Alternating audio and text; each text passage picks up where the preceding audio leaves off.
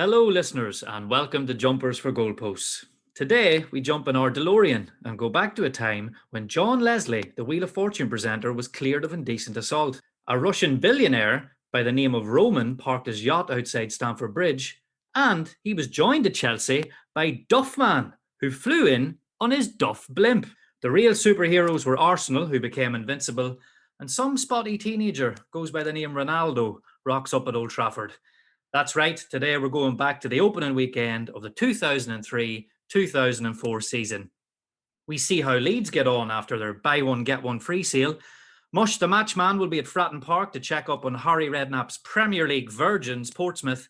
And this week's foreign fare comes in the way of Real Madrid's Galacticos. The quiz is back. Dan's Maverick of the Week fits nicely between two buns.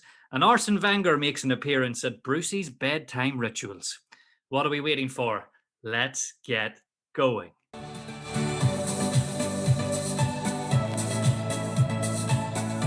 Juan Sebastian Bron plays it to Super Frank. He dinks it in to Jimmy Floyd. That's a bank. He's creating an angle in the box. He's creating a goal! Chelsea lead again thanks to Jimmy Floyd. He takes off his shirt to show the Dutch Adonis body that he has. His strike with 3 minutes to go looks like it's won it. Gerard Houllier slumped in the dugout will question Carragher's defending. Chelsea won't mind. Is this the beginning of the Roman Empire?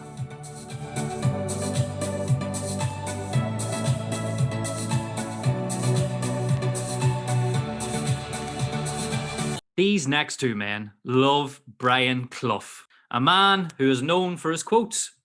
Mush has taken his obsession with Clough a bit too far recently, though. After a family game of Monopoly, in which his dad won, he turned to his father, taking the form of a Leeds-inspired Clough, and said, "As far as I'm concerned, the first thing you can do is chuck all your money and all your houses and all your hotels into the biggest dustbin you can find because you've never won any of them fairly. You've done it all by cheating." That's right, it's Daniel McIntyre and Conor Elliott, better known as Dan and Mush the Matchman. Lads, how are we doing today? Very good, Stephen. How are you? I'm Very buzzing. good, I'm Steve. buzzing for 03-04. We're going back to the wonder years. What a season. Dan, let's start with you first. So you were deep in the wonder years here, a young 16-year-old Dan. The hormones were flying. What were you doing in the summer of 03 before the season kicked off? Well, I'm not going to fully disclose what I was doing, but what I was doing football-wise was I went into my local newsagents, and on the back of the paper, on the sports headlines, was Ronaldo signs for Manchester United. Oh. I got very excited, like I'm sure many others, and many others have said the story before, that they believed that R9 was finally coming to the Premier League and he had signed for Manchester United. This was not the case, and I was very disappointed to hear that they had signed some teenager called Cristiano Ronaldo. I didn't even buy the paper that day. Well, how wrong were you in hindsight?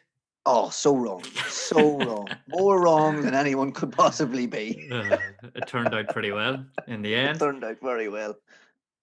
Mush, let's not disclose what you're getting up to either. We wouldn't want the police at your door. I can see you're wearing a lovely piece of attire today. Even though it's a cold day, you've still got your t-shirt on, you madman. What have you got for us today? Yes, Steve. A short sleeve, unlike Dano, who likes a long sleeve. It's very iconic colours of claret and blue sleeves. A nice wee round neck with a wee slight blue trim in it. It's sponsored by Diadora and Rover, not the dog. Memories of this: Juan Pablo Angel, the greasy Colombian, banged in a lot of goals in this. David O'Leary was at the helm. Darius Don't Cry Facel.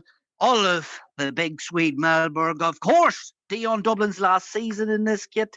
Bad memories too in the derby when they wore this kit. When Peter Ankelman had that howler where he let the ball go under his feet, and where Dion headbutted Robbie Savage in a derby as well. And J. Lloyd Samuel scored a peach against Charlton. My kit, Steve, is the Aston Villa home kit from 2003-2004 season. A lovely kit it is. Who is it sponsored by? Diadora and Rover. Oh my God. Fine set not of the sponsors dog. there. You just don't see that nowadays. No. Mush, I've got a question for you. Would you Yes. swap your Aston Villa kit for one night on Roman Abramovich's yacht? No, because it would be full of gangsters and mobsters, and I don't think I'd come off that boat alive. Very good, very good. Dan, as always, you're wearing some sort of retro jersey. It looks like a fine piece of attire you've got on today. Maybe a bit tight on you. I don't know if you've put on a few pounds over lockdown. What have you got on there? Yes, Stephen. Today's shirt is a black shirt. Always love a black shirt. It's got a gold trim on both sides, a black collar with a gold V-neck. The Wolves away jersey from the season 2003-2004. Sponsored by Doritos. So guaranteed, as soon as you pull this shirt out of the wardrobe, you're going to fancy a munch. And it's also sponsored by kit makers Admiral, which I had not seen since they sponsored Leeds United in the season of 91-92. So I don't know how or who organised the Wolves relationship with Admiral, but brilliant stuff. Managed by Dave Jones, former Southampton manager. Don't really want to get into why he left Southampton. Worn by legends and Premier League winners Dennis Irwin and Paul Ince, as well as some retro men, Kenny Miller, Stephen Everson, Jody Craddock, rhymes with Haddock, Mark Kennedy, Nathan Blake, George Nada, Paul Butler, not the postman, Henri Camara, Sean Newton, Carl Court, Oleg Luzhny, and Daniel's uncle, Dean Sturridge. What a shirt. So many memories and a real old school throwback with Admiral in there as well. I love this shirt. It is a bit snug, but I'm going to keep it on anyway. Lovely stuff. Would you swap your shirt for a night out on the tiles with Jonathan Woodgate and Lee Bowyer?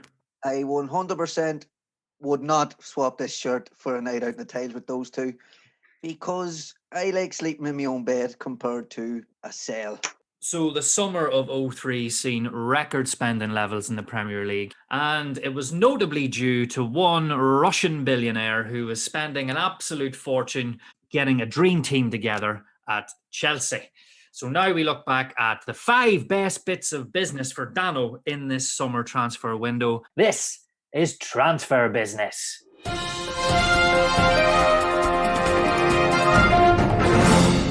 Thank you, Stephen. Yes, my best bits of business from the summer 2003-2004 begins with a man who replaced a legend. And we all know how hard that is to do.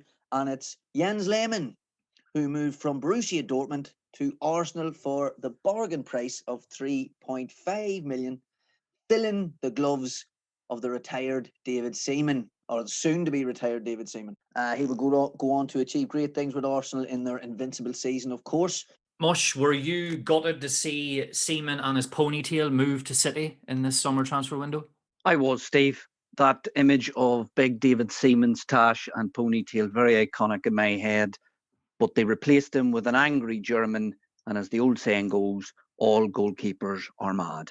In at number 4 is a loan signing. Always like to try and find a loan or a free in the best bits of business. And I'm going for the loan signing of Gaisca Mendieta, who moved from Lazio to Middlesbrough on loan for the season 03-04. Steve McLaren pulling off a masterstroke to get Mendieta in. Things hadn't quite worked out for him in Lazio, but for a team like Middlesbrough to get that type of name and quality in through the door was a brilliant piece of business. How the hell did he end up at Middlesbrough? They had done it with Juninho and now Mendieta. Well, rumour has it that McLaren showed Mendieta a team sheet from Robson's time at Middlesbrough, which had Juninho and Emerson and Ravanelli still on the team sheet, and he bought it. Con man. In at number 3, we have a free transfer. And yes, Big Sam is at it again, signing Ivan Campo from Real Madrid on a free. Ivan Campo from Real Madrid, the Bolton Wanderers. I have no idea how it happened. Years later, we would find out how these types of deals happen for Bolton. But in this moment, we're not quite sure. What a signing. Campo still could have done a job for so many clubs, big clubs as well. But he chose Bolton and he had a great relationship there and did very well. Dan, how many pints of wine did Big Sam have that night to celebrate the signing of Campo? Oh, at least 45, Steve. Just particularly the way Big Sam can neck them. He would have been in fine tune getting Ivan Campo in through the door. Definitely. In at number 2 is a solid signing. He's a world-class footballer, and probably a footballer we wouldn't have really appreciated in our youth, because he wouldn't have grabbed the headlines or scored many goals. And it's the signing of Claude Makelele, who signed for Chelsea from Real Madrid for £16.8 million. I really don't understand why Real Madrid let him go. We'll talk about that later on. But what a signing for Chelsea. Was a key component of them going on to win Premier Leagues, FA Cups, League Cups, playing in the Champions League final. A world-class player, Makelele, and not too many players have their own role on the pitch named after them. I think that says it all. Yeah, for any younger listeners who may not remember Claude Makelele or this period very clearly, Mush, I suppose he's quite like how Kante was for Chelsea in that league-winning season, the real anchor of the midfield, and made everything tick. A very efficient defensive midfielder, probably old-style type of defensive midfielder, while the modern day holder in front of the back four is kind of a ball player. But Claude, an absolute unsung hero with Chelsea, and it's hard to imagine this dominance of Chelsea in the noughties without him. Brilliant signing. In at number one, I went for longevity on this one, and it's I was looking and searching for a number one piece of business, but this simply could not be ignored. And it's the arrival of Cristiano Ronaldo to the Premier League, and he moved from Sporting Lisbon to Manchester United for what turned out to be possibly the bargain of the century and decade. £12 million for Cristiano Ronaldo. He was given the number 7 shirt straight away, replacing the departed David Beckham. He would take some time to settle in, no doubt about it. But when he hit the ground, the Premier League probably hasn't seen a better player. Cristiano Ronaldo was my number one best bit of business from the 03-04 summer. He famously gave John O'Shea the horrors in a pre-season game, which led the United players to actually go up to Sir Alex and say, you need to sign this player. But Fergie was one step ahead of them, wasn't he, Mush? He was indeed. Fergie was always ahead of everyone else. He done many a deal over other clubs. Cristiano, he signed him not for his dress sense, that lovely jumper that he wore on the signing day, or the 36 step overs he done in his debut. But Fergie one step ahead of the game, and probably the best transfer the Premiership has ever seen. Oh, that will be a debate for another day. So, Dan, a lovely five-a-side you've got yourself there yet again. Always throws a keeper in there, Mush. Always throws a keeper in. He does indeed. You always need a safe pair of hands. He does, and no safer pair of hands than Dan O'Mac. Mush, you looked at the worst bits of business for us, the business that people really regretted doing, maybe after 45 pints of wine.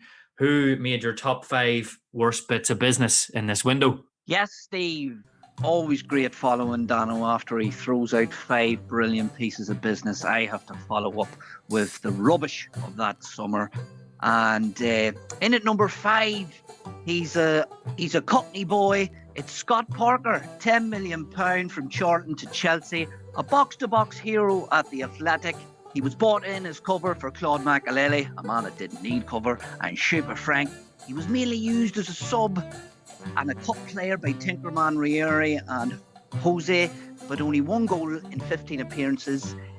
He looked like he was in the streets. He was just a London boy at heart, and he was to go on to play for 3 more London clubs. He looked like a market trader, while Chelsea traded him in only 1 year later. Yeah, did really well at Charlton, and possibly just the big move came too soon, but couldn't turn it down. But it wasn't really a signing that I would have looked at and thought, he's going to walk into that Chelsea team and do the business. He didn't have much hope at Chelsea. Then at number 4 is Claberson. A 6.5 million transfer fee saw the Brazil World Cup 2002 winner join United. Phil Scolari said he was the driving force behind Brazil that led to the World Cup, even though he had only started the last 3 games, and a Brazil side that had Cafu, Carlos, Gilberto Silva, and the 3 R's, Ronaldinho, Rivaldo and Ronaldo, and of course Dano's lover, Juninho. 12 appearances and only 2 goals in his first season, bought in as a replacement for Varane, a long-term replacement for Roy Keane, but he flattered to deceive, was injured a lot, Was he even a centre midfielder? As reports circulated around Sir Alex being misfed information regarding Cleverson being a right-sided midfielder, as the scout did not do his homework. Fergie was left miffed and Cleverson was shipped on only 2 seasons later. If only United had seen Leeds had made an inquiry this season before, but he couldn't join because his girlfriend was only 15. Oh my God. God. Is part of this conspiracy, Dan, that the United scouts actually scouted the wrong Cleverson? There is an article on it, and basically the scout, he's scouting Cleverson, but when he goes to scout Cleverson's playing right midfield for his club at the time in this one particular game. So the scout ends up scouting some bloke playing centre midfield. Who definitely wasn't Cleverson. Who goes back and tells Ferguson, you got to sign this man. I don't know who this player is, by the way, you know, who knows? He's probably missed out on a big move. So a baffling signing, and I mean, suspicions around Cleverson having, you know, a teenage wife as well. There was a lot of stuff that came with Cleverson. Just an all-round awful bit of business. In at number 3 is Barry Ferguson. £7.5 million spent by Blackburn Rovers. He just won the treble in Scotland as captain. He'd won the Scottish PFA and the Scottish Writers' Player of the Year. Scotsman Graham Souness thought Barry could repeat this in the Premiership for Blackburn, but he struggled to hold down a regular place over Tugay and Flitcroft. The following season, Souness made him captain, but then Souness was sacked. Mark Hughes came in. Ferguson then handed in a transfer request, as he said he missed the SPL compared to the Premiership, and the Lancashire Derby had no comparison to the Old Firm. In at number 2 is Helder Postiga. £7 million Spurs paid Porto for him. He had just helped Jose Mourinho win the treble with Porto, which included the UEFA Cup. He bagged in 21 goals. So Glade O'Neill exiled Teddy Sheringham, Big Les and Stefan Everson from the Spurs side. He brought in Helder and Bobby Samora. Glenn Hoddle said, "He is a striker with a divine quality and our supporters will enjoy watching him. They will go on to love him." Lies, Glenn. 1 goal in 1 season and he was shipped back to Porto the following summer. Hoddle at the spoofing again, Dan. Glenn should have stuck with the retros. They wouldn't have let him down. So, no, awful bit of business from Glenn. Out to make a name for himself by cutting off these classic players, and hasn't worked out for him and won't work out for him in the season 03-04. Okay, Mush, what is your worst bit of business of this transfer window? Yes, Steve. My worst bit of business is Adrian Mutu. £15.8 million Chelsea paid Parma. As big Roman Abramovich, he got the big checkbook out. Labelled as the next Georgi Hagi, the young wide Romanian forward, tipped to follow in the bleached blonde Chelsea Dan Petrescu role. He scored in his debut, followed up by scoring in the next 2 games. Off to a flying start. Looked promising, but he only managed 2 more goals in 23 more appearances. Following season, Jose arrived and Mutu had tested positive for cocaine use and he was banned for 7 months. He was released by Chelsea, who took him to court. Chelsea got their money back as they took Mutu to court, and Mutu had to reimburse Chelsea with the £15.2 million, and this is the largest financial penalty ever by FIFA. Big price to pay for a night out on the Ching, Dan. Severe price to pay for having a good time. Actually feel for Mutu. I think if it was now, he would have got a lot more support from Chelsea. Possibly, you know, clubs have the liaison officers and a lot more of a team behind foreign signings, you know, to get them settled in more. Whereas back then, you move over, you've all this money, you know, you should be happy, you're playing for Chelsea and all the rest. But got a lot of time on his hands, doesn't know quite what to do. He's living in London and he ends up stuck in a severe rut that cost him his Chelsea career, because he was a very talented striker. But overall, terrible bit of business. So we will be back to cover our first game, which is Leeds United versus Newcastle United.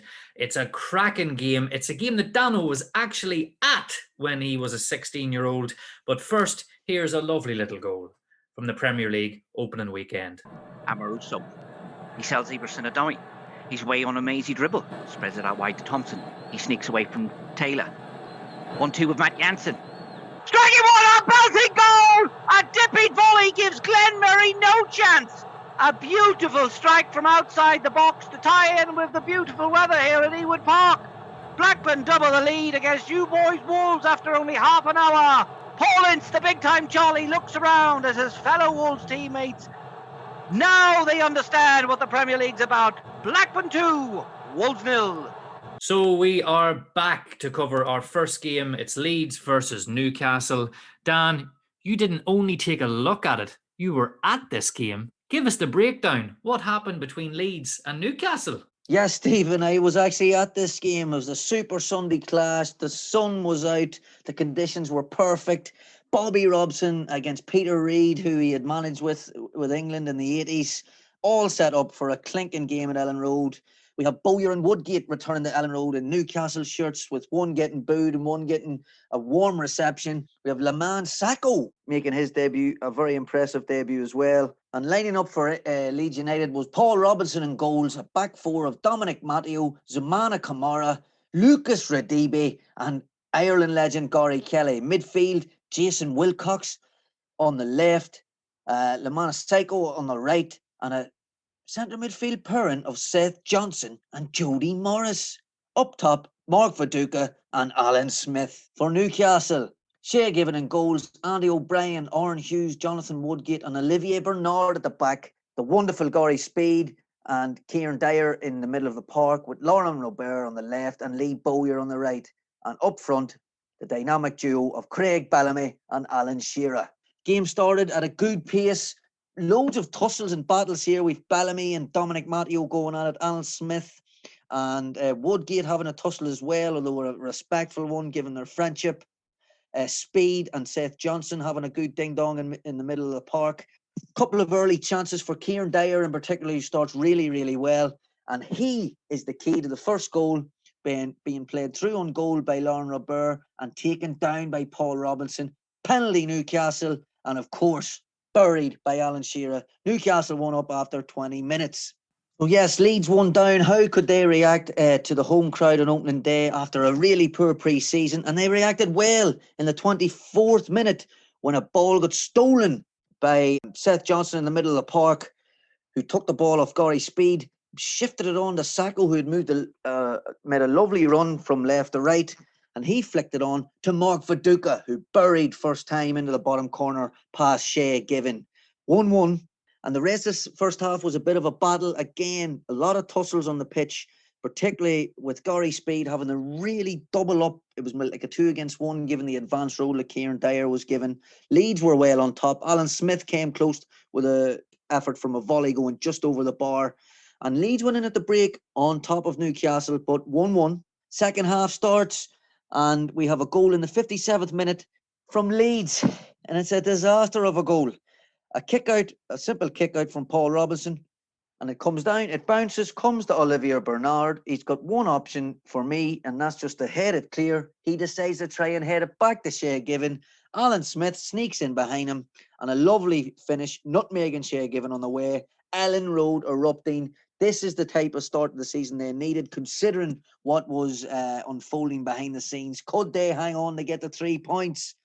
Newcastle begin chasing the game. Bobby Robson, as brave as ever, makes a double substitution, and it's a young Jermaine Genius and Shola Amiobi coming on for Olivier Bernard, moving Gary Speed the left back, and Lee Bowyer, who gets absolutely abused coming off the pitch by the Ellen Road faithful.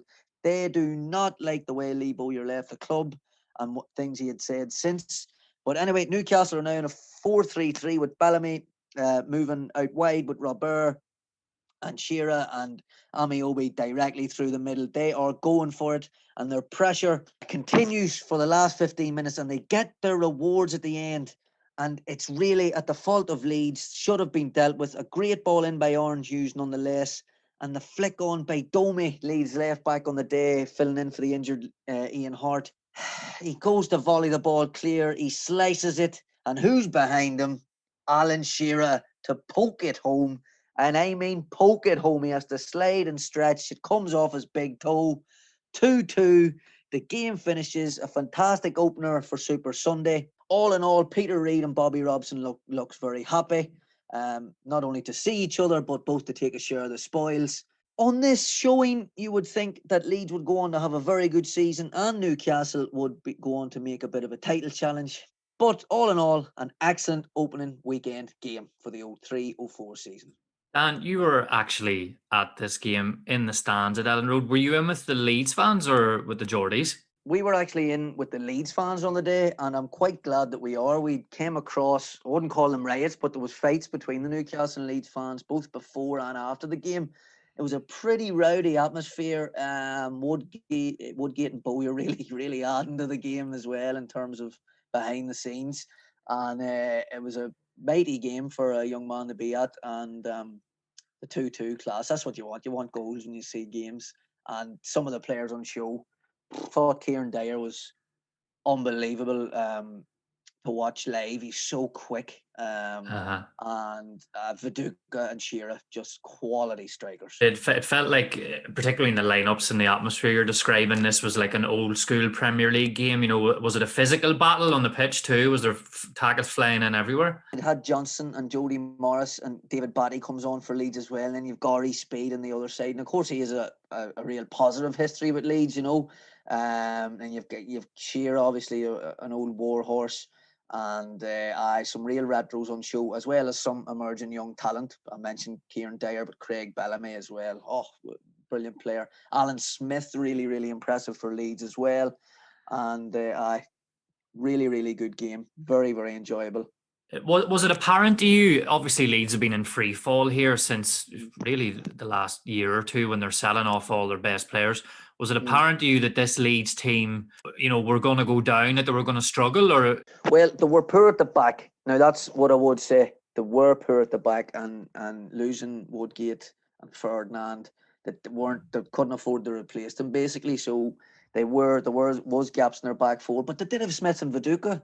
You know, Will Cox was a good player, but just they had steady players rather than the quality that they had previously. You know, the players they sold just weren't replaced, and as simple as that. And it was only a matter of time, obviously, then before Smith and Viduka would become the next players to leave. But on the day, as you're asking, Stephen, I would not have thought Leeds would go on to get relegated. Not a mission. Mush, you love car boot sale. If you were a manager here in the Premier League, who would you be dipping into, get out of the Leeds bargain bin at this stage? Depending on what club it was at, Steve. I think you're looking at Viduka, big goal scorer. I would stay away from Seth Johnson and Jody Morris. Batty could do a job. Radaby for a season, again, depending on which club. Alan Smith, as we know, got the big move to United. Maybe a move too big for him. I have my question marks over Sacco. Don't know who the hell is he, but definitely if I was going to buy someone, it would be Viduka. Now it's the time where Mush delves into the life of another insane, passionate lunatic on the pitch. It's Mush's Madman of the Week.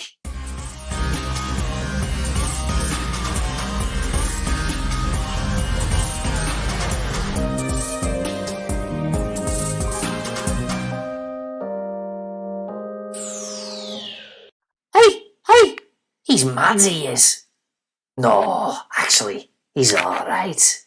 My Madman of the Week is none other than the Welsh Dragon, Craig Bellamy. A controversial character, to say the least. Sir Bobby Robson, a man who managed many a player, said Bellamy was the gobbiest player he ever had.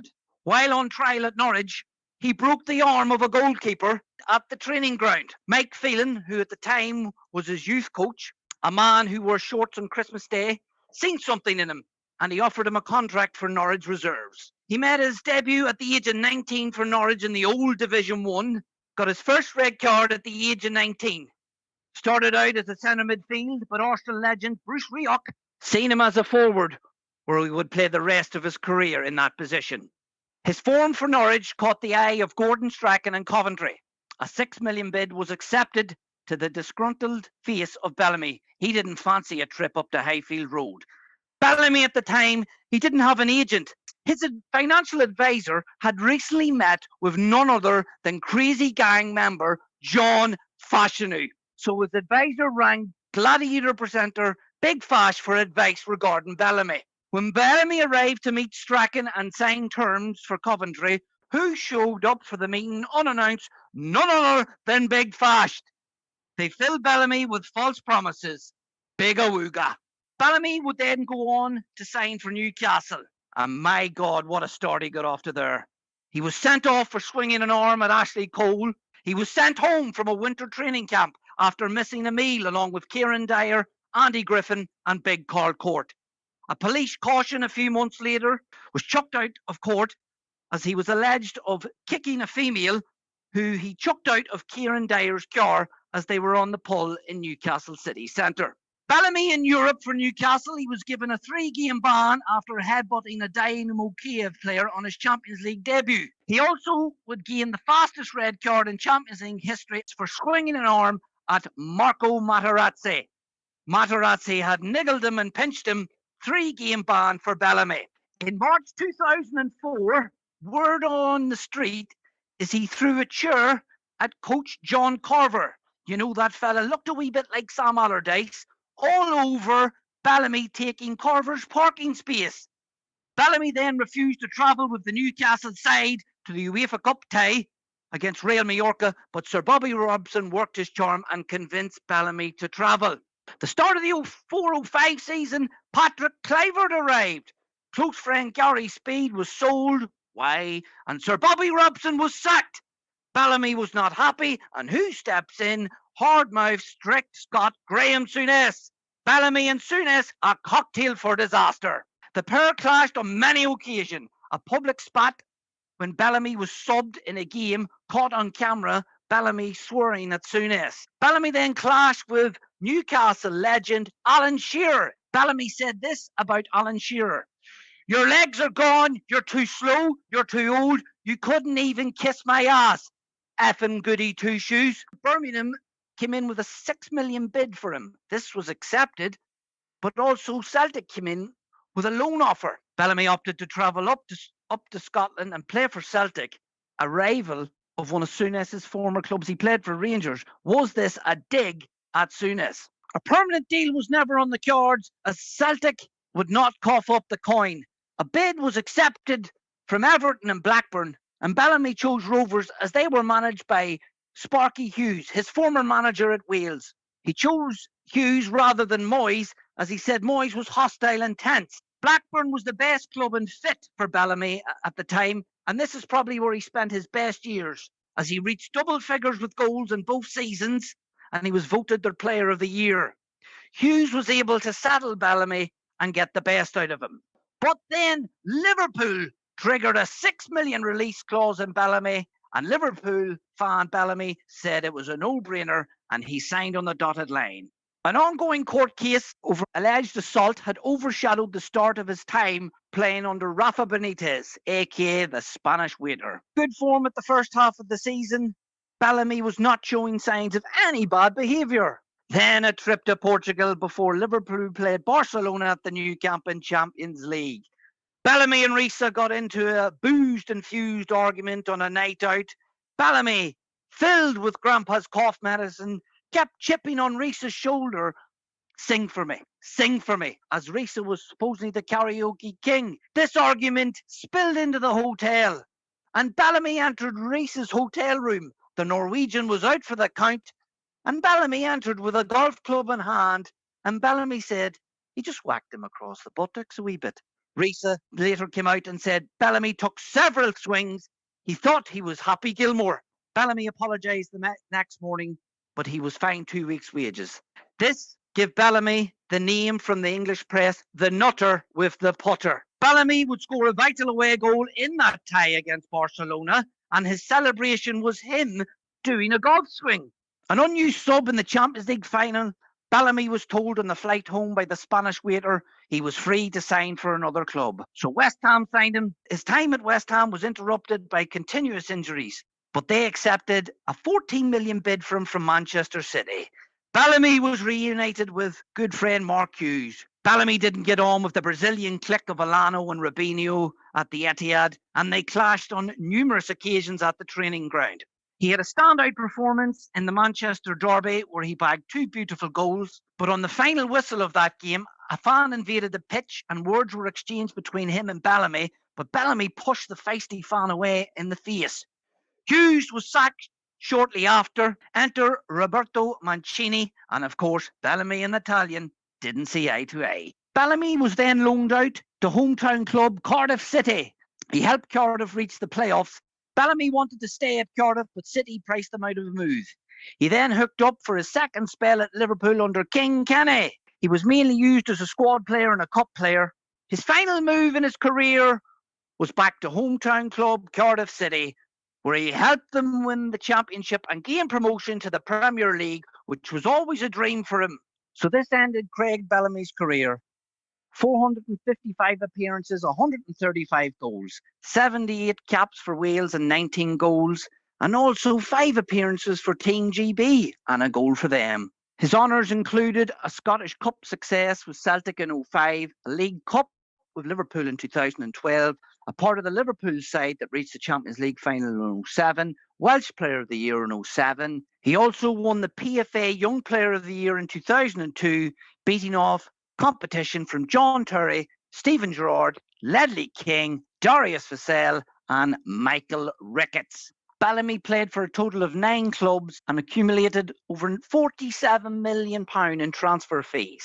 He also suffered a lot of off-the-field issues, and most recently he came out in 2020 and admitted that he suffered from depression during his playing days. He now currently is the under-21 manager of Anderlecht. Craig also chips in with punditry work and does a lot of work for charity. A great player, an absolute character and a madman. Craig Bellamy, my madman of the week. Okay, listener. So that was a great madman there by Mush. For those listeners that don't know, myself and Dan are actually related. I know you're probably thinking Irish, you're all related, but we are first cousins. And back in the day at our uncle's wedding, there was a Celtic convention going on in the hotel that the wedding was taking place at. So a number of the Celtic players were there. One of those players was the madman of the week, Craig Bellamy. Now, I have quite a hazy memory of the night that followed. You know, the wedding was in full flow at this stage, but the Celtic players did grace us with their presence at the private bar at one point during the wedding. And I can remember clearly turning around and Dan being at the bar with Craig Bellamy having a drink. Now, Dan, I want to know what went down during that exchange. What went down was I was actually speaking to Craig Bellamy and a couple of Celtic players, and they were all in great form. They were over at the hotel for a golf weekend, if you remember, Stephen. And I seem to remember you following Alan Thompson about the place for some reason, maybe because you're both left-footed. But however, so I found myself speaking to a few of the Celtic players, which was a great buzz at the time. We were only young men. And I bought Craig Bellamy a pint. And when I went to hand him the pint, he said he didn't want it because he had 3 in front of him. I think everyone was buying him a blooming pint. So I didn't know what to do with this pint because it was a pint of Guinness. I didn't drink it at the time. I was too young and small for it. So I turned around and there was Jackie McNamara. So I let on that I had bought Jackie the pint and he took it and he was delighted. So something good came of the pint that Craig didn't want. But no, the Celtic players were all, I have to say, they were getting tortured really, weren't they? But they handled it really well and they were all there for a good jolly up themselves. So it was unbelievable, really, when you look back, all those Celtic players. It was so good to have them all there. But yeah, I just have this memory of like, what is Dan doing at the bar with Craig Bellamy? At the same time, I think I was talking to Chris Sutton about his Premier League winners medal in '95, and then I looked over to the other side of the bar and Sean Maloney was drinking a Blue Wicked, and I was like, well, this wedding is getting out of hand. It was. Oh, it's good to look back on that. That was a good crack. We will be back with our Euro match of the week straight after this wonderful goal from the opening weekend of the 2003-2004 Premier League season. Marlette gets a crossing. Saha, he's went for an overhead kick, but he's completely misjudged it. I think he's broke his tailbone. It's felt Imamoto kindly in the box. Imamoto with the shot. Saha, goal! What a recovery by the French bionic man as he's there to guide the ball in. Saha wiggled his wee finger at the Craven Cottage crowd. Mark Schwarzer gives Southgate the look of, you were sleeping. If a moto strike may have got a huge slice of luck deflecting off the Champions League winner Jonathan Greeding. Doesn't matter though, Fulham won't mind. They lead 2-1 here at the Cottage. Yes, this week's foreign fare comes in the shape of La Liga, and it is Real Madrid versus Real Betis in the opening weekend of the La Liga season 2003-2004. This was the real birth of the Galacticos, and Dan took a closer look at Beckham, Ronaldo, Zidane, and the rest of the superstars on show. Dan, what happened at the Bernabeu? Yes, Stephen, thank you. A wonderful occasion at the Bernabeu for opening day. David Beckham's debut. The sun was splitting stones in Spain. Betis had arrived to spoil the party, and they lined up in a 4-2-3-1 with Contreras and goals, Varela, Juanito, Lembo and Mingo at the back. A midfield two of Arzu and Asuncao, who they signed from Roma. Joaquin on the right, he would go on to have a 35-year career. Capi in the hole with Lopez off the left. And up top, the famous Championship manager, 0102 legend, Martin Palermo, most famous for missing 3 penalties in one game for Argentina. Real Madrid would go gung-ho with Iker Casillas in the bags, a back four of Salgado, Helguera, Raul Bravo, nephew of Johnny, Roberto Carlos left back. In midfield, we have a diamond of Cambiaso coming in for Makelele, who just recently signed for Chelsea. Beckham off the right, Figo off the left, Zidane at the top of the diamond, and a front two of Raul and Ronaldo. Unbelievable stuff. The game itself gets off to a flyer when after 2 minutes, the Bernabeu erupts and they have their new fan favourite when a flowing move started by Zidane taking the hand out of a few midfielders, feeds Ronaldo down the left. He plays a lovely Ronaldo. He beats 2 men. He plays a lovely 1-2 with Raul. Whips a wee ball around the back post. And who's at the back post? It's the debut boy, David Beckham. Pokes it home. He's got the long blonde hair. He's got the short sleeve jersey. He's got the Adidas Predators. And now he's got his debut goal. And he's looking great. Real Madrid are 1-0 up. The rest of the first half, little bit scatty. Madrid, of course, little bit dodgy at the back then, you know, compensating for all this attacking talent that just didn't quite have the funds to get a good back four together, particularly a centre-back with Campo and Hierro, Karanka, all not having been replaced yet. And Real Betis are let back into the game when Joaquin, on 34 minutes, whips in a corner, and it's met by centre-back Juanito, who beats Helguera in the air and heads past Casillas. 1-1 at the break, and a lot to do for Madrid in the first half. Of course, Real Madrid are always under pressure. Second half, Madrid really come to the fore in the second half with Zidane starting to dominate. Beckham and Figo getting wider. Raul drops a little bit deeper, leaving Ronaldo as a lone front man, so they become more attacking and more compact with Raul dropping in and opening up that free space. Zidane has the run of the pitch here. And on 62 minutes, he beats a few men out left and whips a lovely ball in for R9 Ronaldo to finish and put Real Madrid 2-1 up. After this, Real Madrid, they kind of drop off. I don't know if it's because opening game. Joaquin denied twice by Casillas. Helguera, his legs are starting to show. He definitely, at this stage, needed a quick partner beside him. And at the end of the game, finishes 2-1. Real Madrid just happy to get off the pitch, you feel, although at the end of the day, they've got the 3 points. Beckham's off to a great start. Carlos Queiroz is off to a great start as manager. And Betis can leave saying they gave a good account of themselves and can look forward to a good season. But all about the Galacticos on the day, and you just rhyme those names off. Beckham, Figo, Zidane, Raul, Ronaldo, Carlos. Household names all over the place. They get the 3 points and they go top of the Liga on the first weekend. Great stuff, Dan.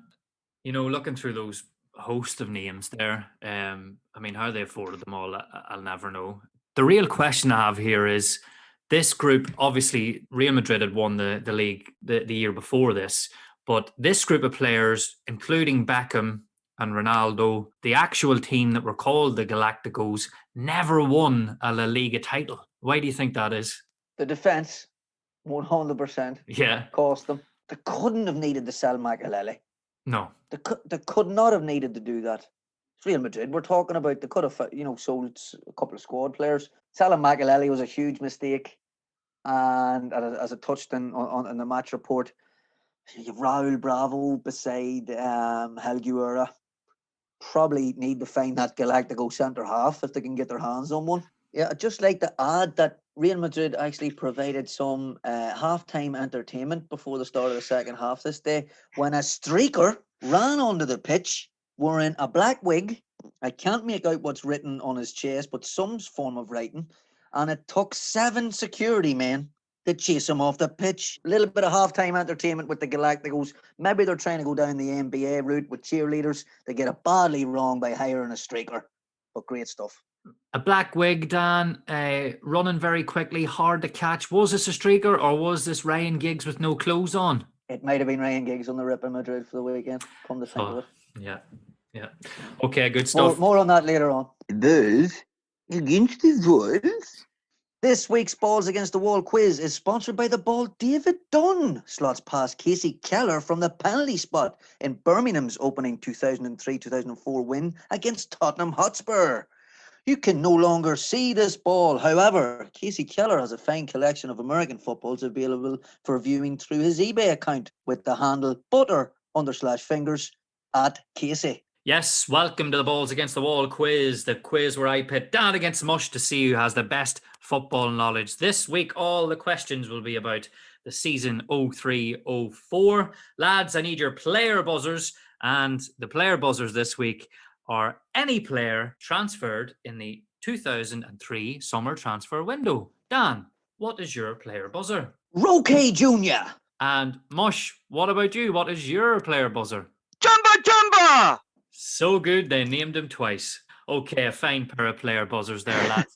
We are overjoyed to have the main man back. It's Ua Cantona keeping the scores. Hello, Eric. Well, Eric, what'd you get up to at the weekend? I am Cantona. Lovely stuff, Eric. Great to hear. Dan is 3-0 up in the series. Mush needs a big win here to get back on the board. This week, the prize is the number 2 single from the charts in that week. And this is a single that Dan used to sing at the junior discos in 2003. Who am I kidding? It was at the back of a nightclub. It's Pretty Green Eyes by Ultrabeat. I'm going to need that track. I'm going to need that track today. What a tune. Lads, as ever, you will know when the quiz is over when you hear this noise. Absolute load of nonsense. Absolute load of nonsense. Question 1. David Seaman signed for which club on a free from Arsenal? Jumba! Yes, Mush. Man City. Correct. Who sponsored Tottenham Hotspur's kit for that season? Roque Jr. Yes, Dan. Thompson's. Correct. What colour was the Villa away kit? Roque Jr. Yes, Dan. It was yellow. Correct. Which Pompey veteran striker won Player of the Month for August? Roque Jr. Jumba! Dan. Teddy Sheringham. Correct. Glenn Johnson played for what club this year? Jumba! Yes, Mush. Chelsea. Correct. Oh, what a shout. Who was Manchester City manager? Roque Jr. Yes, Dan. Kevin Keegan. He was correct. Who was City's captain? Jumba! Yes, Mush. Richard Dunn. Incorrect. Dan. Claudio Reyna. Incorrect. It was Sylvain Distin. Oh, no way. Dustbin! Which tasty snack sponsored Wolverhampton's kit? Jumba! Yes, Mush. Doritos! Correct. I'm wearing it. Where did Charlton play their home games? Jumba! Yes, Mush. The Valley! Correct. What sports brand made Charlton's kits? Roque Jr. Jumba! Yes, Dan. Lee Cox Sportif. Incorrect. Mush. That's what I was going to go for. Jeez. Umbro. Incorrect. It was Joma. Absolute load of nonsense. Absolute load of nonsense. Oh, we are out of time. That was a really tight one. Let's go over to Ua with the scores. What are the scores, Eric? Daniel. 4. Conner. 4. Oh, it's a draw. It's 4-4. Oh my God. Which means, lads, it's sudden death. That's right. It's a sudden death fight to the end. Oh no. And I'm going to give you a category, and you're going to answer one at a time. And the person who doesn't get an answer right is out, and the other person will go home with pretty green eyes. The category this week is the Chelsea squad from 2003-2004. So we are looking for any player who was a member of the first team squad at Chelsea. Dan, as defending champion, you get to go first. Carlo Guidicini. Correct. Super Frank Lampard. Correct. John Terry. Correct.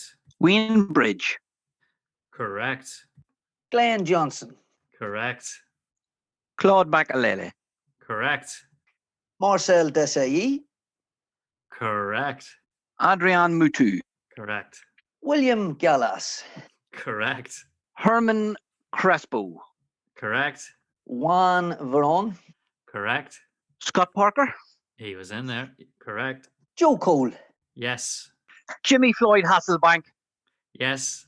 Damien Duff. The Duff man was in there. Yes. The Danish. Gronkier, the Danish winger. Yes. Eidur Gudjohnsen. Yes. Alex Smearton.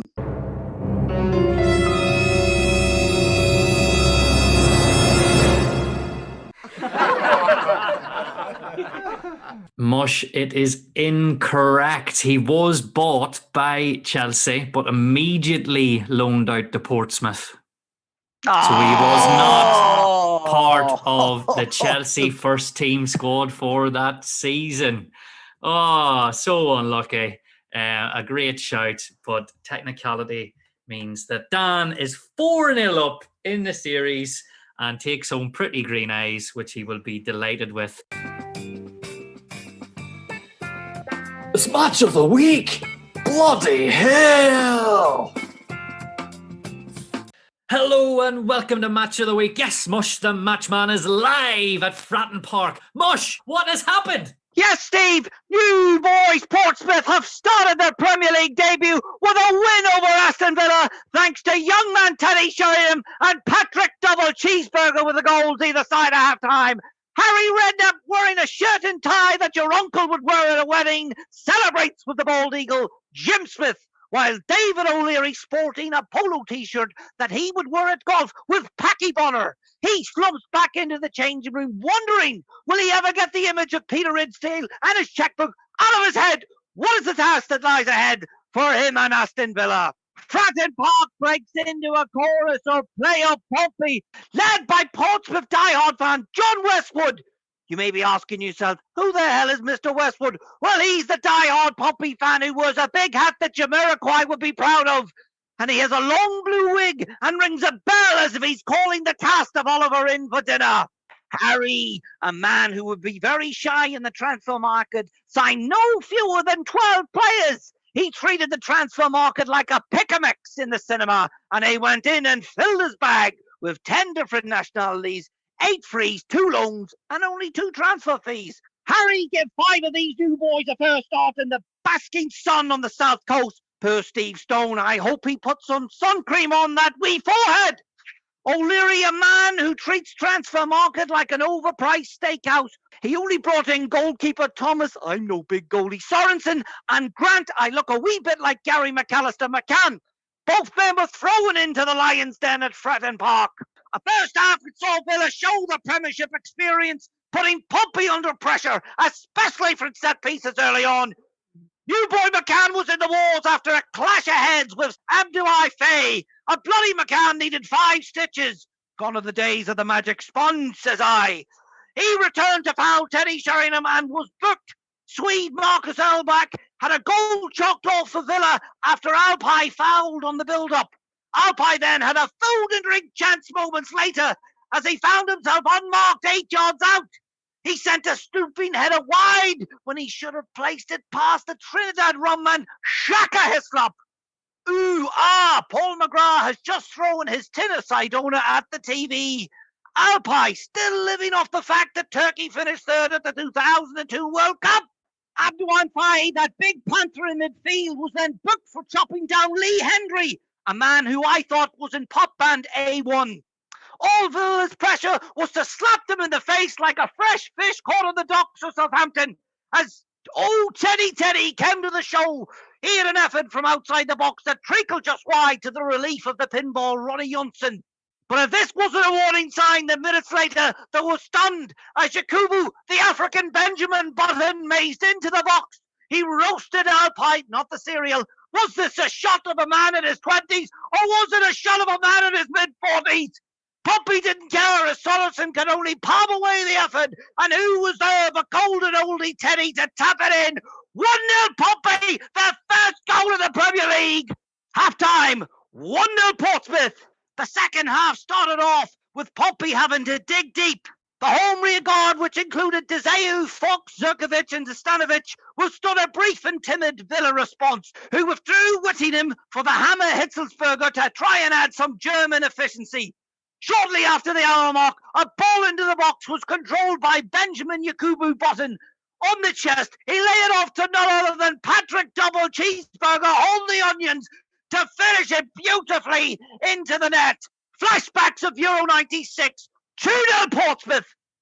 O'Leary rolled the dice and he threw on a young giraffe in Peter Crouch, but he was sniffed out by the dolly mixture backline of Portsmouth. There was hope for Villa in the 83rd minute, as Villa captain Gareth Barry sporting a shaved head look. Was he a hard man, or did he get nits during the summer of Juan Pablo Angel? Barry was fired by Pompey new boy Zurkovic. Barry scored the resulting penalty. Was it to be late drama at Fratton? No, Steve Stone had another idea. Any chance Villa had was ended, as hardman wannabe Barry was sent off for foul and abusive language at the fourth official. The final whistle sounded. Pompey of 3 points. Harry has the smirk on his face, which he sports on deadline day when he's hanging out of a car window. Teddy Sheringham can still do a job. Steve Stone is badly sunburned. And is Yakubu 46? David O'Leary looks like he's seen the ghost of Peter Ridsdale. Alpine is a liability. Angel has crisp and dry hair. And where the hell was Dion Dublin? It's finished here, Steve. Portsmouth 2, Aston Villa 1. Back to you in the studio. What a match at Fratton Park. Someone, please, if you can see or hear Mush the Match Man at Fratton Park, get that man some water and check his heart rate. Great stuff, Mush. Oh, I'm absolutely knackered after that. Dan, this Pompey side, the Premier League virgins, of course, ran by Harry Redknapp and Milan Mandaric. Harry has a reputation of being a wheeler dealer, but really he doesn't like being called a wheeler dealer. We sort of see that term with more admiration, and his signings for Portsmouth that he got on board this season, fantastic, really setting the stall out for Portsmouth's survival. Oh, absolutely. And he done a really good job. And look, he did do a bit of wheeling dealing. As you say, it's an endearing term from our point of view. To get them promoted, he signed Paul Merson, attracted him to Portsmouth, and he helped get them promoted. And then, Harry could be ruthless as well. He didn't offer Merson that extra year, despite being the main driving force behind them getting promoted on the pitch. He released Merson and he signed guys like Teddy Sheringham, which was a great bit of business from Tottenham Hotspurs on a free. Patrick Berger, as we've mentioned earlier. And he had found guys like Yakubu, really, really good scouts, I would suggest, that Harry had. Good contacts, was able to build a squad always in a quick amount of time. I always think he always got squads together very, very quickly, knew exactly the type of characters and players that he wanted. And Portsmouth would go on to survive comfortably, although sweating up until around the Easter period, where to get a great couple of wins. I remember Steve Stone scoring the winning goal at Fratton Park against Manchester United, for example, 3 points that they may have thought they weren't going to get earlier on in the season. So Portsmouth, they were good to watch under Harry. And he signed some really, really good players, and he had a good relationship with Milan Mandaric at the time. And Portsmouth did a good job. They were a breath of fresh air to the Premier League. Fratton Park, such a brilliant old vintage English football stadium.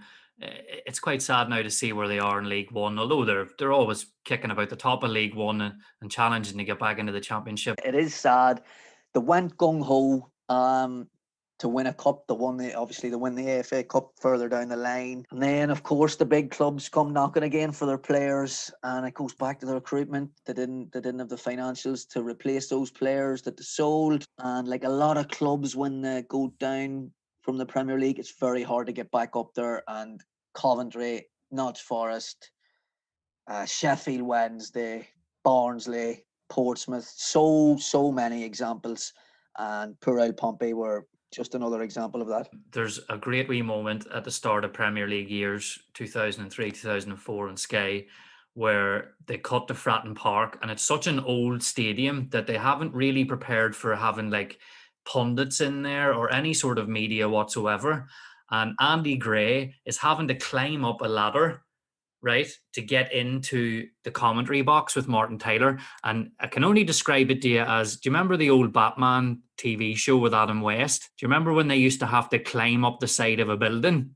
But Yes. That's exactly what Andy Gray had to do to get into the commentary box at Fratton Park.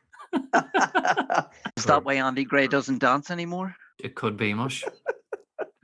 Okay, Mush, you have just about recovered from that brilliant opener at Fratton Park. And now it's time for the rest of the weekend's Premier League results. Yes, Steve, thank you. The rest of the scores from the opening weekend of the 2003-2004 season. Birmingham City 1, Tottenham Hotspur 0. David Dunn with a penalty. Arsenal 2, Everton 1. Hey Bobby, what's French for Vavavoom? Thierry Henry with a penalty. D'Artagnan Robert Perez, while Thomas Trzynski got a consolation for Everton. Solman Campbell was red-carded, along with Lee Ty for Everton. Blackburn Rovers 5, Wolverhampton Wanderers 1. Lorenzo Amoruso, Thompson, Brett Emerton, Goal King Cole with a brace, Stephen Everson with the Wolverhampton Wanderers goal. Fulham 3, Middlesbrough 2. Steve Marlett, Imamoto and Saha with the goals for Fulham, while Middlesbrough's goals were scored by Marinelli and Nemeth. Leicester City 2, Southampton 2. Paul Dickoff with the pen and Big Les Ferdinand with the other goal. Southampton's goals were scored by Kevin Phillips and James Beattie. Manchester United 4, Bolton Wanderers 0. Ryan Giggs with the brace, Paul Scholes and Ruud van Nistelrooy with the other goals. Charlton Athletic 0, Manchester City 3. Nicholas Anelka with a penalty, Antonio Sibieski and Song Ji-hai with the goals. Mark Fish was sent off for Charlton. And finally, Liverpool 1, Chelsea 2. Juan Sebastian Veron with the goal and Jimmy Floyd Robberbank separated in between by a penalty from Michael Owen. That concludes the scores from the opening weekend of the 2003-2004 season.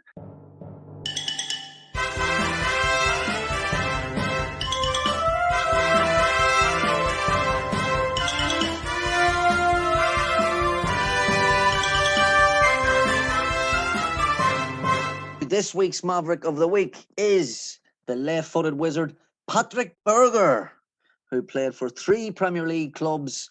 His early career, he started off with Sparta Prague.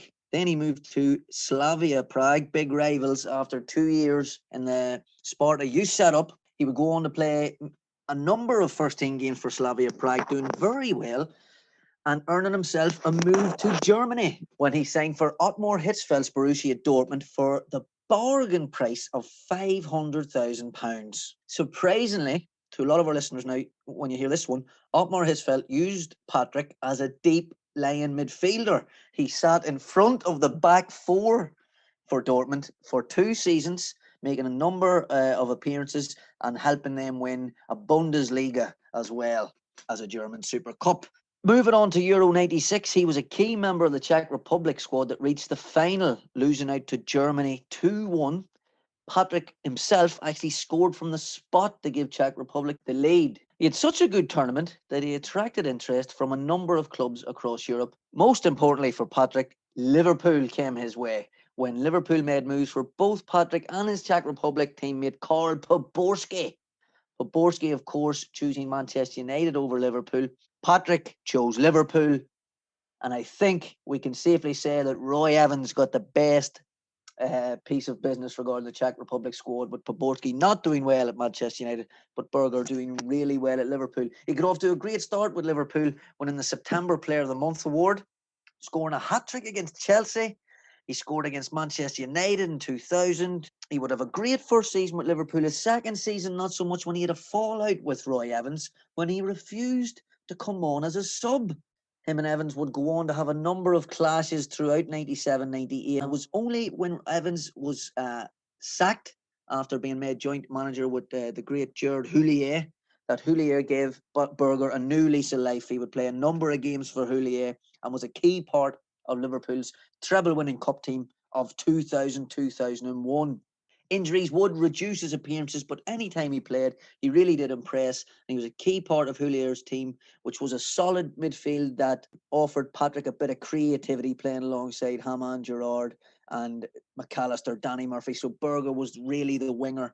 He was released in 2003 from Liverpool due to injuries, and I often wonder if he hadn't have injuries, would he have been able to hang on and only 2 seasons later be part of Rafa Benitez's Champions League winning squad. So a little bit unfortunate with Liverpool as well. He would move on to Portsmouth, Harry Redknapp picking him up on a free transfer, of course, and he would have a great spell with Portsmouth, impressing over 2 seasons, scoring cracking goals. I always remember his volley against Charlton in 2004-2005, which was one of the goals of the season. He impressed so much that David O'Leary came knocking and enticed him to Aston Villa. Patrick insisting that the reason he moved to Aston Villa was because David O'Leary was in charge. He had, again, an injury-ravaged spell with Aston Villa and was loaned out to Stoke before coming back and impressing under Martin O'Neill in his spell and early days with Aston Villa.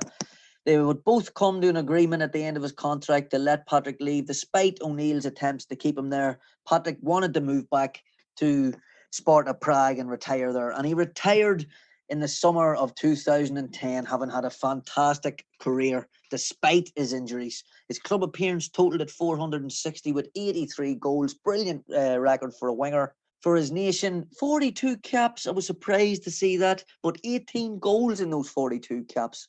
You often wonder, he would have played another couple of major tournaments and really would have helped the Czech Republic team filled with talent at the time. Nedved, Rosicky, Poborski, to name a few. His honours included a Bundesliga, German Super Cup, FA Cup, Charity Shield, UEFA Cup and League Cup in England. Now he can be seen regularly playing amateur football in the 6th tier of the Czech Republic, well into his 40s, and regularly takes part in Legends games and competitions. These are the type of things that really make him a maverick for me, like so many of our other mavericks before. They're still in love with the game itself. He had a wonderful left foot. He was a scorer of great goals.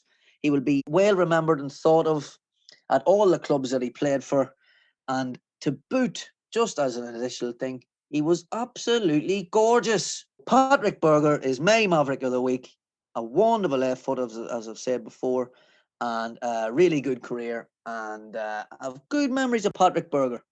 Feel like you're not in love with Patrick Berger, but you wouldn't mind taking a little bite of the burger. Yes, I would go on a date with Patrick, Stephen. That's very good there. If you watch Premier League years 1996-97, they do a little piece on Patrick Berger, and it's the song in the background is "Because You're Gorgeous." And it's Patrick Berger running about in his cream Liverpool kit, scoring a few goals, and the women female supporters and male supporters of Liverpool sort of just crooning over him. You know, it's a funny wee piece on the Premier League years 96-97. But look, he was a really good footballer as well. Big Brucey's bedtime bath, nice and warm, full of suds, a scented candle, a rubber duck. In the bath, Brucey don't give up, dreams of passes to be. Dreams of passes to be. All right, Dan, I'm ready. I've got the story ready. Can you just check that Brucey's ready in his bath? Brucey, you're already in there. I haven't even added the cold water. You must be roasted in that bath tonight. Let me get a bit of cold in there for you. Oh, I've got the Johnson's note here for you this week too, Brucey, after what happened with our last bath. God love you, felt sorry for you. Now, remember, get a good scrub, a good wash, get the muscles nice and relaxed, because tomorrow morning, you've got a dance lesson with Robbie Savage.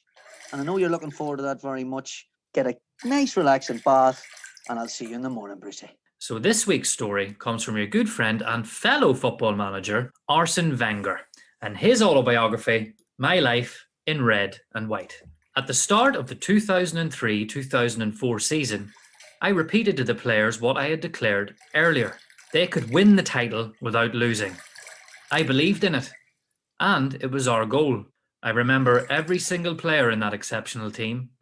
Obviously, everyone remembers the stars, the players who were the linchpins: Patrick Vieira, Gilberto Silva, Ray Parler, Freddie Ljungberg, Robert Pires, Dennis Bergkamp, Thierry Henry, Lauren, Jens Lehmann, and Ashley Cole, who had been at the academy since he was 11 and debuted with me at Arsenal.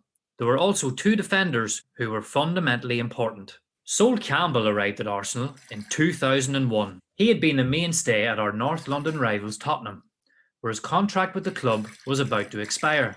No one could have imagined for a single second that he would come to us. To prepare for his arrival and to discuss conditions, we used to meet at David Dean's house at around 11 o'clock at night and walk around the neighbourhood, talking until midnight, 1 o'clock in the morning. Only David, Sol, his agent Sky Andrew, and I knew what was going on. We were gauging the impact it would have. When I called a press conference to announce the arrival of a new player and Sol Campbell walked into the room full of journalists, it was a bombshell. Joining us after so many years at Spurs was an outstanding act of courage. And what we feared, knowing the supporters, their passion, their fury, came to pass. He often had a difficult life in London, having to deal with banners calling him a traitor, a Judas. For me, he was a man who had great qualities, an outstanding defender with phenomenal power. He had an enormous impact in the 5 seasons he had with us, and the club would have not been the same without him. But I know what he had to endure to play for Arsenal.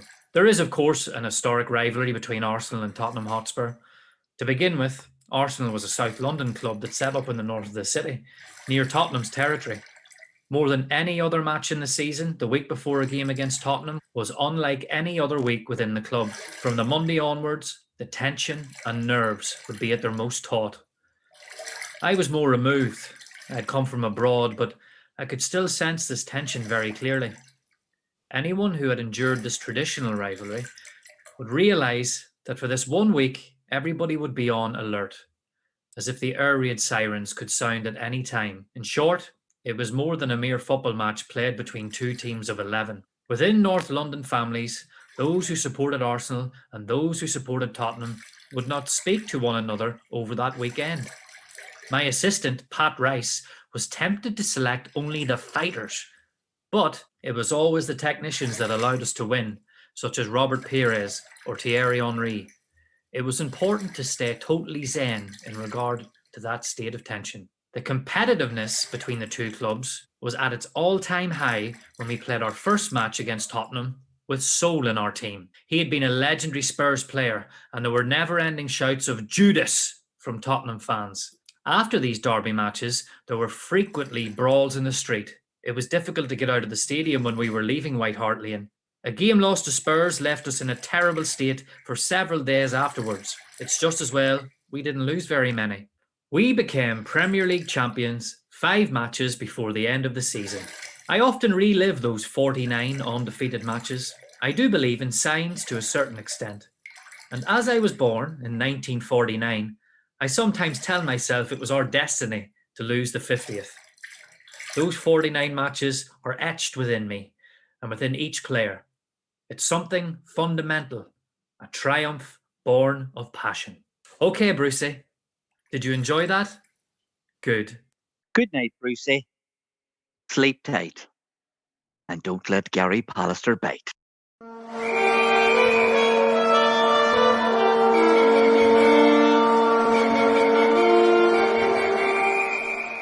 So it's the part of the pod where we pick another player for our Simpsons lookalike 11. We've already got a packed midfield with Gilles Grimandi, Diego Simeone, and David Villa, who are also known as Jacques the Bowler, the Yellow Weasel, and Dr. Nick Riviera. It's back to Dan now for his pick. Dan, who have you went for? Thank you, Stephen. Well, I was looking at the team that we have so far, and I was thinking, this team needs a goalie. Oh, And this week, Stephen, my Simpsons lookalike, I have went in goals. It's McBean, aka Ranier Wolfcastle, the movie star from The Simpsons. And his lookalike is the one and only big goalie. It's Peter Schmeichel, who will take his Oh. place between the sticks. Two men, two big men who command respect, take no nonsense. They're both all action, dominate their areas. They have both had great acting careers, with Ranier starring as McBean in a number of blockbuster action movies. And Peter Schmeichel, a star of Pepsi adverts. And of course, who can forget Danish bacon? There's no better in the business than McBean and Ranier Wolfcastle. And that's why Peter Schmeichel is our Simpsons lookalike of the week. And this team is going to be hard to stop. it certainly is now, absolutely. Peter Schmeichel going straight in as the action hero, the massive figure that is McBean. I can clarify this for you, Dan, because I bumped into Peter Schmeichel doing a bit of work at St. George's Park. He was doing his UEFA A license badge, and I was completely awestruck just by the sheer size of him. He would have been, he's the same frame as Wolfcastle. So, Yeah. like any football fan, I asked for a wee photo of the Great Dane, and he put his hand on my shoulder, and I remember looking over at these massive shovel hands on my shoulder. I can only compare it to me putting my hand on my 5-month-old son's shoulder. That's how big Peter Schmeichel's hands were. He's a big man. He's a big man. He needs to train. So great pick, Dan, and a perfect lookalike for McBean going straight into our Simpsons 11. It's my pick next week, but I don't know if I can top that. Well, I'm afraid that's it for this week's pod, folks, but don't worry, we'll be back next week and we'll be jetting off to September 1997. We've got 3 brilliant battles, starting with the UEFA Cup tie between Glasgow Giants, Celtic and Liverpool. Our Premier League action comes in the way of Chelsea versus Arsenal. And next week's foreign feast is a tasty affair between Inter Milan and Fiorentina. It's Ronaldo versus Batistuta. Can't wait for that one. Our quiz will be a 1997 special. Brucey will be back splashing in his bath. And Dan picks his Maverick and Mush picks his Madman of the week. So it's good night from me and it's good night from Dan. Say good night, Dan. Good night, Dan. And it's good night from Mush the Match Man. Say good night, Mush. Good night, Mush. See you next week.